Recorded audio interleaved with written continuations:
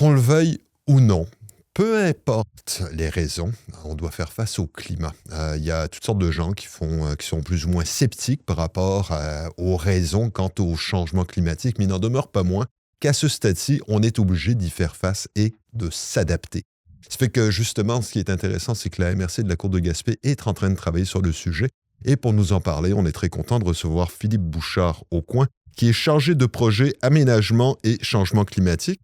Fait que tout d'abord, bienvenue parmi nous. Bonjour, merci de me recevoir. Content de te recevoir parce que on en entend beaucoup parler, tu sais, jusqu'à tout récemment, on entendait dire, bon, ben là, il faut changer nos habitudes, il faut moins produire de CO2 et ainsi de suite, ce qui est encore le cas, mais la réalité, puis c'est pas très compliqué, c'est qu'on est comme un train qui est en train de rentrer dans le mur, c'est qu'on doit faire face au changement climatique et justement, vous êtes en train de travailler. T'es responsable, en fait, de développer le plan climat pour la MRC de la Côte de Gaspé.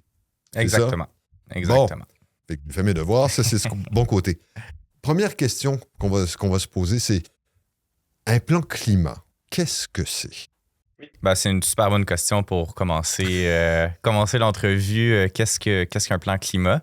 En fait, là, très rapidement et facilement, c'est un plan d'adaptation au changement climatique, comme tu as mentionné, là, très important à faire aujourd'hui. Puis, c'est aussi un plan de réduction de gaz à effet de serre. Donc, c'est les deux volets principaux. On ajoute à ça un troisième petit volet qui est la transition climatique. Je pense qu'avec ces trois termes-là, là, je vais prendre peut-être une minute là, pour tous les définir. Oui, très important là, qu'on parle de la même chose quand on parle. Donc, l'adaptation, en fait, là, c'est, comme ça dit, c'est de venir adapter nos milieux de vie pour faire face aux conséquences négatives causées par les changements climatiques. Donc, il y a toutes sortes d'impacts sur les changements climatiques. Par exemple, on peut penser à l'augmentation de la température, l'augmentation de l'érosion. Tout ça, ça a des impacts sur nos milieux de vie, nos municipalités. Puis, ben, il faut adapter, par exemple, un moyen d'adaptation, c'est de l'enrochement.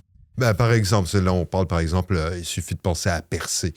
Qui est obligé de faire de l'enrochement. On peut penser, par exemple, au chemin de fer qui actuellement, en tout cas, un jour, peut-être que ça viendra à Gaspé, il n'en demeure pas moins qu'il faut faire beaucoup d'enrochement pour, justement, protéger le rail. C'est bien ça? Tout à fait. Okay. Ça, c'est quelques mesures d'adaptation.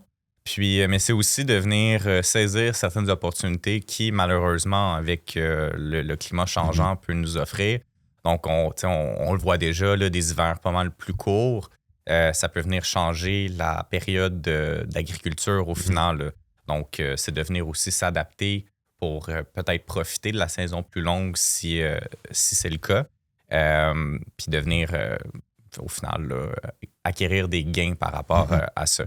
C'est sûr qu'on préfère s'adapter pour éviter les changements climatiques que profiter là, de ces aspects négatifs-là. C'est ça, parce que c'est un élément qu'on retient un peu en réalité, c'est que, bon, on parle toujours de s'adapter au changement climatique pour essayer de les combattre en espérant qu'un jour, on revienne comme c'était dans le passé, alors qu'en réalité, il y a des opportunités aussi qui peuvent se pointer.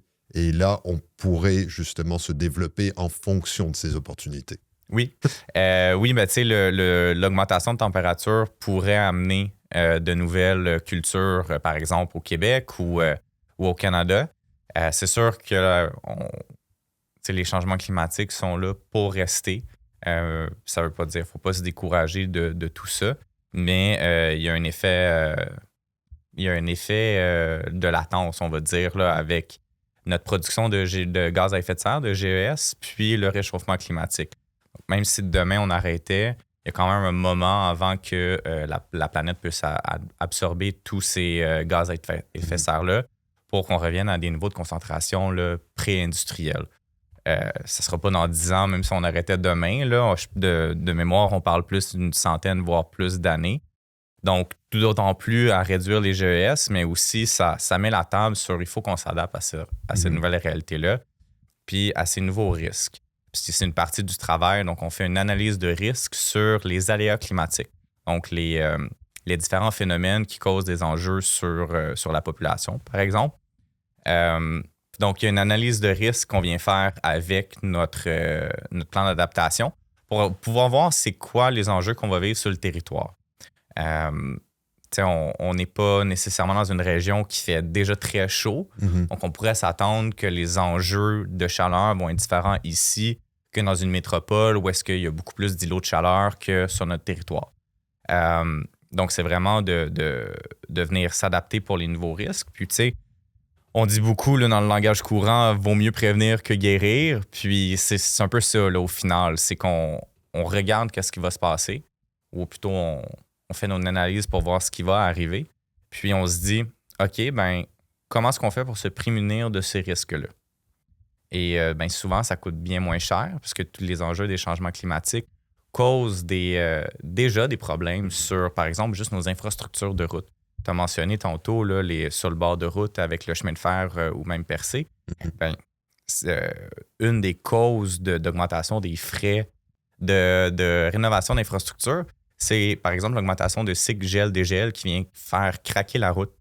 Puis si on a plus de cycle gel-dégel, on augmente notre risque d'avoir des cracks, ce qui entraîne des enjeux avec la route et tout le tralala, des nids de poules, des réparations.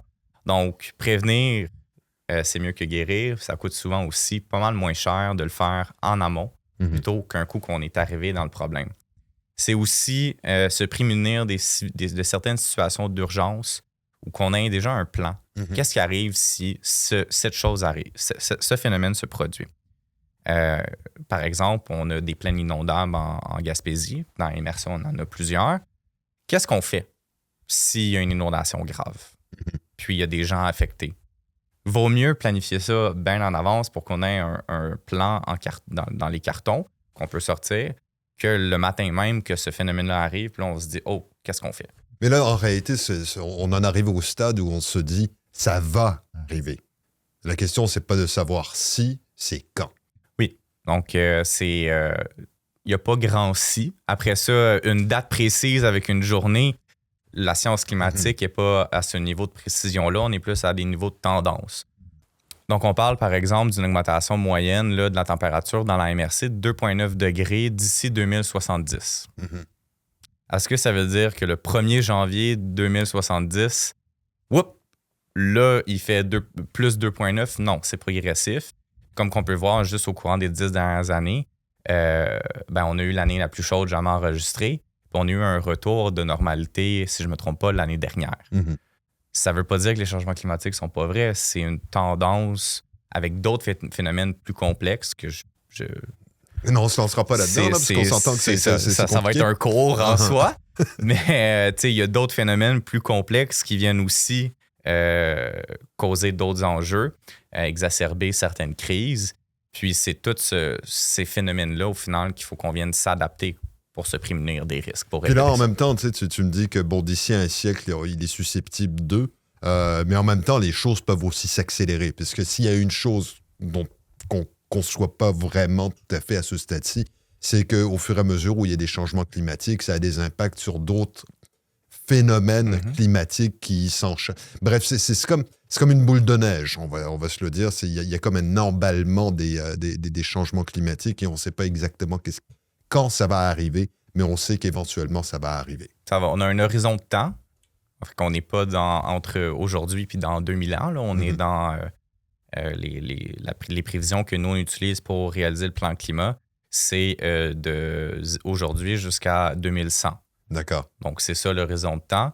Puis, on utilise certains, pour vous dire ton accélération, on utilise certaines quantités de GES dans l'atmosphère ou certains scénarios d'émissions, pour être plus précis, pour être capable de venir analyser au final. Parce que si on arrête demain de produire des GES, c'est pas la même chose que si on continue de produire jusqu'en 2099.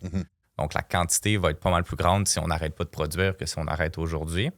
Puis, le GIEC, entre autres, mais aussi les groupes d'experts qui font ces analyses-là là, au niveau plus scientifique et non organisation municipale, utilisent ces différents scénarios de GES-là pour venir dire on va augmenter de 2,9 ou 4 ou 6 degrés.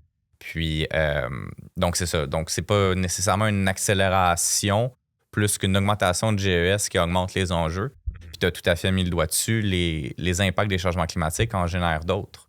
Par exemple, l'augmentation ou plutôt la vitesse de fond de la neige. Si elle est trop rapide, le sol a de la misère à l'absorber. Si la surface est imperméable, par exemple, avec nos routes, encore moins une capacité de s'absorber. Où est-ce que cette neige-là tombe? Elle tombe dans l'eau. on est proche de la mer, l'eau est salée. Oh oui, puis on s'entend, c'est comme il y a toutes sortes de phénomènes qui sont interreliés. Bon, qu'on pense par exemple à la fonte du pergélisol, qu'on pense par exemple à la réflexion de la glace, de la neige par rapport dans le Grand Nord et ainsi de suite. Bref, C'est tout ça ensemble, oui. C'est tout ça ensemble, puis ça a un impact sur les courants, qu'on pense au jet stream. Bref. Très complexe. C'est complexe, mais ce qui est certain, c'est que c'est vraiment, il y a un effet, qui a un effet, qui a un effet, qui a un effet, et ainsi de suite. Et ce qu'on constate, en fait, c'est qu'en réalité, le réchauffement climatique va beaucoup plus rapidement qu'on ne le pensait il y a quelques années à peine, surtout dans certaines régions, entre autres dans l'Arctique, ce qui va avoir un impact, entre autres. Bref, c'est une longue conversation. Quoi qu'il en soit. Mais ça montre pourquoi est-ce qu'il faut qu'on réduise les GES. Qui est le deuxième volet du plan climat au final. Fait que c'est pour ça, tout ce qu'on vient de discuter, pour éviter ces gros impacts-là. C'est pour ça que le deuxième volet du plan climat, c'est la réduction de GES. Puis, il faut tout faire du sien autant ici que dans les régions plus émettrices. Puis, il y a beaucoup, en tout cas pour moi, je vois qu'il y a beaucoup d'actions climatiques ou d'actions, appelons ça actions environnementales, qui ont énormément d'impact chez les individus, sans parler même d'environnement. Pour rester dans la thématique de réduction de GES, ici, on a réalisé un inventaire de gaz à effet de serre en 2019. Puis, sans surprise, je pense pour beaucoup de nos auditeurs, là, la plus grande quantité, c'était le transport. Le transport surtout de voitures solo. Fait que, sans même parler d'environnement puis de gaz à effet de serre, l'accès à la voiture, c'est aussi un accès à la mobilité puis à la liberté de passage au final, que des gens isolés ou des gens qui vivent de l'isolement ont peut-être pas accès s'ils n'ont pas de voiture puis sont à l'extérieur des centres villageois.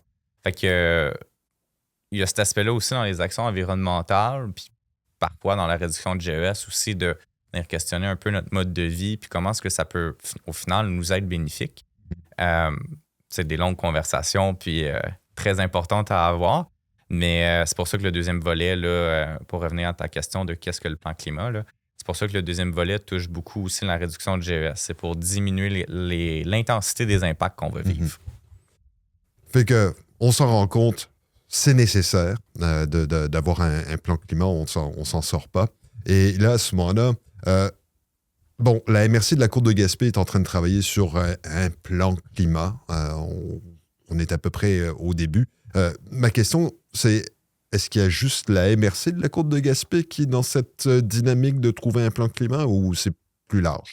Non, c'est toutes les MRC du Québec qui ont signé l'entente avec le gouvernement du Québec pour recevoir les sommes. Là. Donc, on est financé par le plan pour une économie verte 2030. Puis le sous-programme qui finance le plan climat, c'est accélérer la transition climatique locale. ATCL, si je le redis au cours de l'entrevue. C'est long à dire comme mot. Puis, donc, c'est eux qui viennent financer, dans le fond, le plan climat, autant son élaboration que sa mise en œuvre. Puis, pour la mise en œuvre, viendront se greffer d'autres subventions peut-être qu'on se rejasera quand on sera rendu là. J'en suis absolument convaincu. Donc, là, on s'entend, on fait face à la situation et là, il y a quand même, dans l'élaboration d'un plan, nécessairement, il y a une démarche pour en arriver à ce qu'on ait enfin un plan. Là, on est à peu près au début. C'est quoi justement la démarche? C'est quoi les étapes? Oui, ben c'est une super question, très importante. Donc, je vais les énumérer, puis après ça, on en parlera, oui. Donc, on a établi une équipe de projet, puis on est en train de terminer là, la définition du contexte qui est très avancée. On est rendu à l'étape de définition des objectifs, qui en soi plusieurs sous-étapes. Là. Je vous ferai peut-être pas mon plan de projet. Oui, c'est ça. Un coup, en parallèle des objectifs, je travaille aussi sur la démarche d'adaptation puis la démarche de réduction. Ce qui peut sembler peut-être un peu bizarre de travailler en même temps, mais c'est que dans la démarche d'adaptation, j'ai une analyse de risque à faire qui est indépendante des objectifs. Donc, il n'y a pas de lien. Dans la démarche de réduction, on a un inventaire de GES à refaire pour la MRC. Refaire, puisqu'il y en a un qui a été fait en 2019. Donc, qui peut être fait aussi là, sans les objectifs. Un coup que ces étapes-là sont faites, on est rendu aux efforts de transition climatique locale. Donc, ça, en soi, c'est de venir chercher ou développer les moyens nécessaires pour assurer la réduction puis l'adaptation. Puis on termine là avec la planification de la mise en œuvre puis la rédaction du rapport en bonne et due forme que les citoyens pourront lire. Bon, on s'entend. Un plan, les meilleurs plans, c'est ceux qui vont évoluer. On s'entend que, bon, vous allez arriver éventuellement avec une proposition de plan, ça va être analysé, puis ça va être fait sur une base régulière. Ça, c'est pour la démarche en tant que telle. Ensuite, on arrive avec, dans l'ensemble de cette démarche, il y a une consultation publique. Pourquoi est-ce qu'on a vraiment besoin de consulter la population là-dessus, ou est-ce qu'on se dit simplement, laisse pas compliqué, il faut faire une recharge, ou peu importe. Pourquoi consulter? Pour répondre à une question complexe, je pense, mais simplement parce que c'est important. Tu sais, le plan climat, ça va être un plan, et puis les changements climatiques dans les deux cas, ça va être des changements que la population va vivre. Mm-hmm. Puis la population doit pouvoir exprimer ses opinions, ses idées, mais aussi leurs inquiétudes, ce qui est très important à venir chercher, ce qui est tout à fait correct d'être inquiet vis-à-vis des changements que ça peut apporter. Fait que ça, c'est le premier élément de réponse. Après, c'est un plan qui se veut le plus possible porté par et pour la population. Puis ça, à mon avis, on peut pas faire ça si on les inclut pas. Ça va être un effort collectif. Exactement. Puis, c'est important pour que la démarche soit réalisable, réaliste, puis acceptable, que les gens soient mis au courant. C'est peut-être plus interactif, mais aussi ça donne l'occasion d'influencer certaines prises de décision ou certaines actions, que je devrais dire, de pouvoir se présenter aux consultations, puis émettre nos opinions, puis de travailler à co-construire la démarche de plan climat. Donc, c'est pour ça qu'on en a pour les objectifs, parce qu'on veut entendre les gens, qu'est-ce qu'ils pensent des objectifs qu'on propose, est-ce qu'ils veulent proposer d'autres choses. Après ça, dans la démarche d'adaptation, on va faire le même type d'exercice, donc peut-être un peu plus co-construction. Là. Cet exercice est en train de se faire préparer, donc le format final n'est pas encore coulé dans le béton. Mm-hmm. Néanmoins, l'idée, ça va être d'aller chercher l'opinion des gens sur les actions vis-à-vis certains risques. En réalité, ça risque d'être avec tous les risques, là. Mais qui va toucher les gens. Puis même chose pour l'inventaire, pour la démarche de réduction de GES. C'est important, ça va avoir des impacts dans la vie des gens, donc il faut qu'ils puissent venir exprimer comment ils veulent que ces changements-là prennent forme.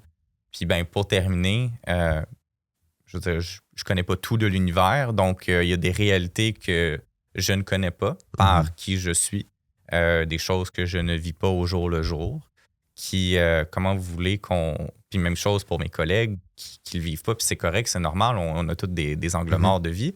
Puis c'est important d'aller chercher l'opinion des gens, puis dans le fond, leur parole. Puis c'est ça, puis de comprendre la réalité de tous et chacun. On s'entend que le plan climat va arriver avec des propositions qui vont avoir des impacts sur le quotidien de la population.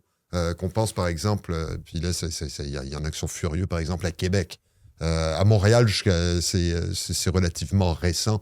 Plus le droit aux foyers qui émettent des particules, des microparticules. Là, c'est rendu à Québec et ainsi de suite. Ça fait grincer des dents, mais on se rend compte qu'effectivement, par exemple, à Montréal, quand il y a des épisodes de smog en hiver, entre autres, que ça a un impact sur la population la plus à risque avec des problèmes pulmonaires et autres. Bon, fait que c'est ça. Éventuellement, donc, il y a une démarche qui va faire en sorte qu'on va être obligé de consulter la population. On s'entend. Un plan, on peut y réfléchir longtemps et énormément. N'en demeure pas moins qu'éventuellement, il va falloir accoucher. Grosso modo, quand est-ce qu'on pense justement déposer ce fameux plan climat qui sera probablement discuté par la suite? Oui, donc le ministère de l'Environnement nous demande à peu près en mars 2027. C'est bientôt? Oui, c'est bientôt. Que l'élaboration du plan soit terminée. Donc, on parle le plan d'adaptation, le plan de réduction, le plan de soutien à la transition climatique doit être déposé avec une planification des actions. Après ça, il y a un deuxième volet qui commence. Ça semblait aussi. Oui, c'est ça, qui est la planification de la mise en œuvre. Donc, les actions qu'on a décidées, il y a des demandes de financement qui vont venir. Il faut tout qu'on mette en œuvre ces différents chantiers-là.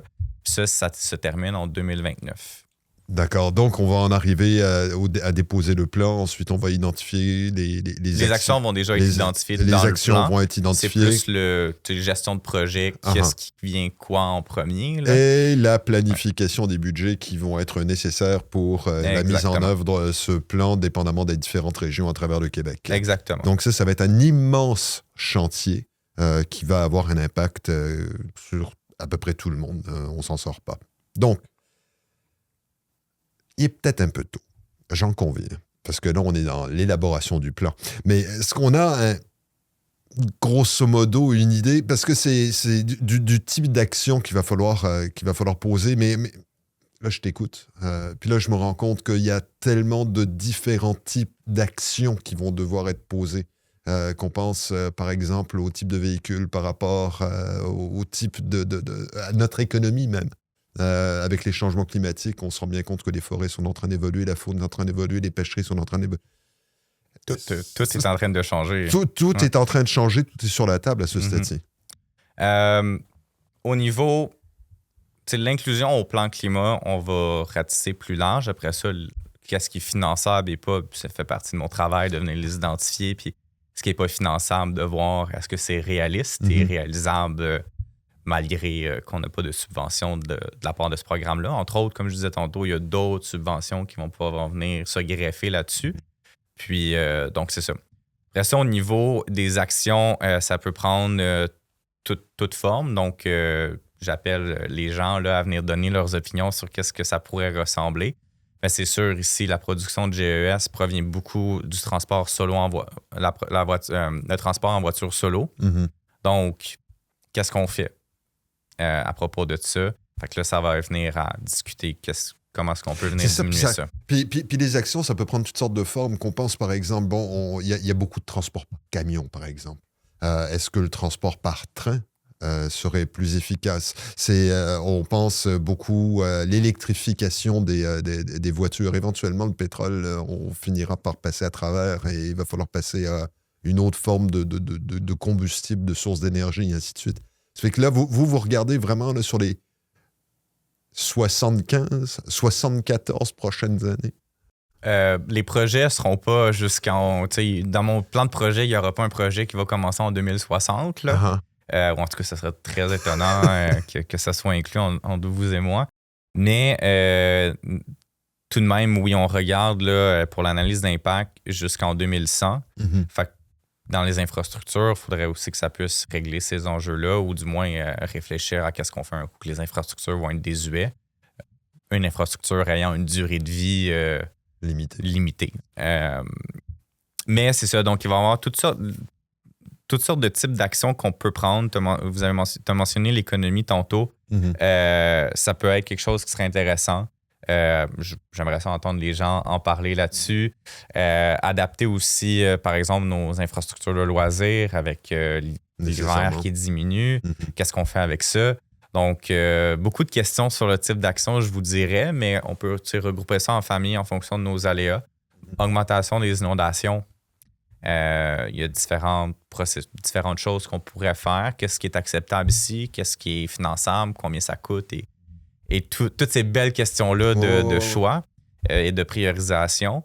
Mais au final, donc c'est ça, on a des aléas qui vont venir toucher la quantité d'eau, la température, l'érosion, les inondations, la submersion, la qualité de l'air avec les feux de forêt. Donc, on a tous ces enjeux-là où il faut qu'on trouve des actions qui sont en lien avec ça.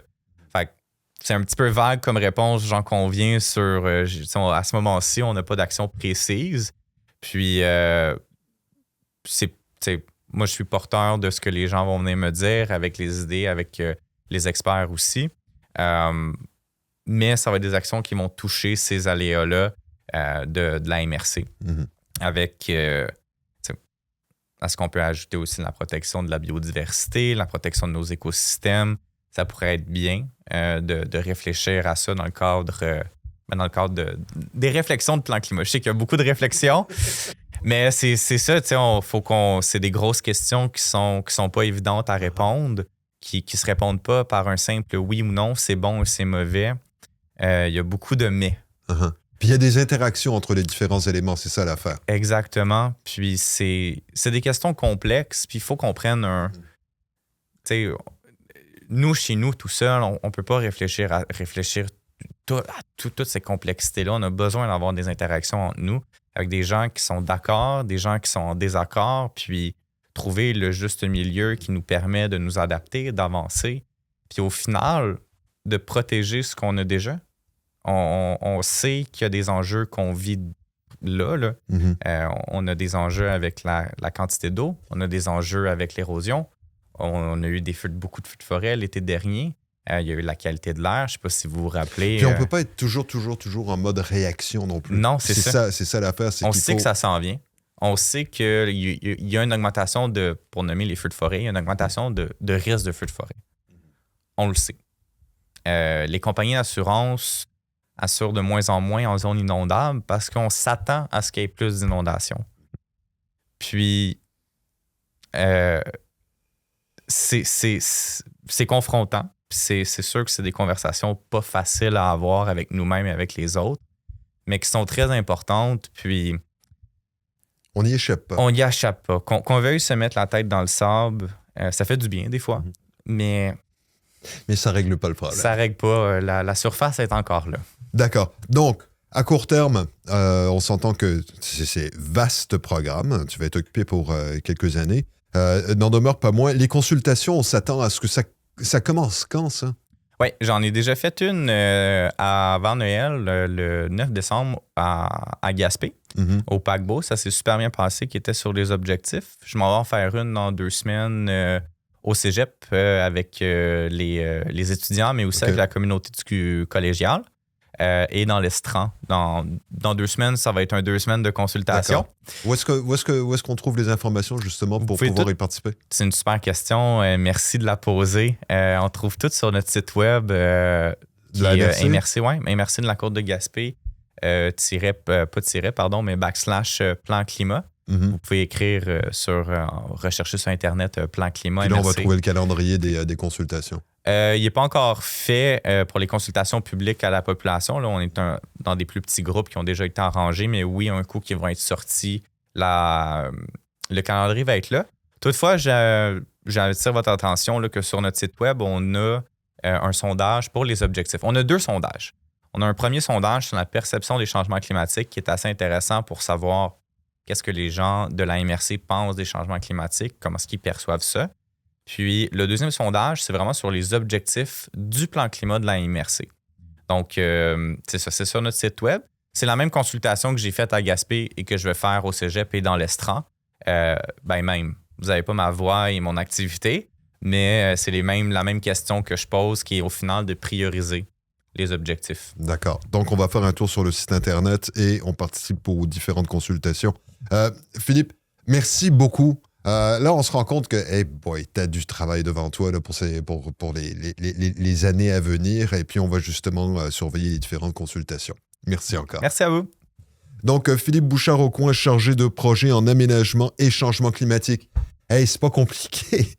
Le train s'en vient, mais de face à nous. Ce qui fait que, oui, les changements climatiques, quoi que l'on dise, quoi que l'on fasse, vont avoir un impact sur notre vie personnelle, celle de nos enfants, nos petits-enfants et pour les années à venir. Là, la question, c'est la réalité. Maintenant, qu'est-ce qu'on fait? Ce qui fait qu'on vous invite fortement à participer aux différentes consultations publiques qui vont se dérouler. Ayez des idées. Il faut partager le savoir et surtout, il faut participer en grand nombre de façon à ce qu'on puisse trouver les solutions les plus adéquates.